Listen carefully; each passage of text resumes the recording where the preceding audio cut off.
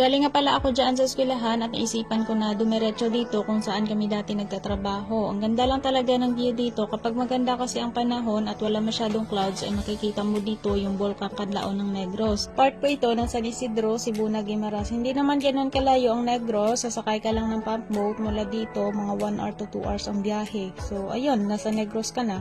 Dati kasi nagbabantay kami ng mga bangos na nasa dagat at kapaligiran po iyon ng mga lambat na kung tawagin sa amin ay fish cage. Ito ay mga TikTok video ko dati na nagtatrabaho pa kami dito. Siguro mga 6 na square at malapad po iyon at sa loob nun ay mayroong mga bangos at sobrang dami bawat malalaking square. So ayun yung pinapakain namin mula maliliit pa lang hanggang sa ma-harvest na sila.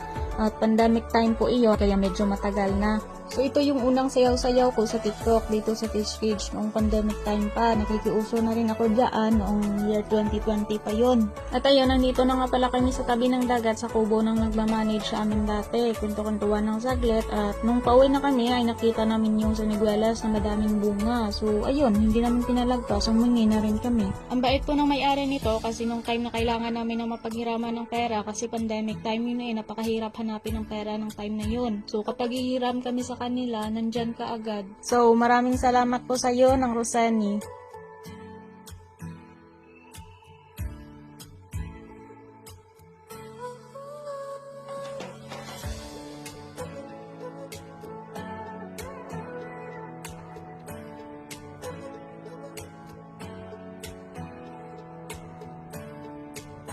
So yun, pagkatapos namin manghingi ng siniguelas ay umuwi na kami dyan at yun lang, maraming salamat po. Mag-ingat po kayo palagi at God bless po.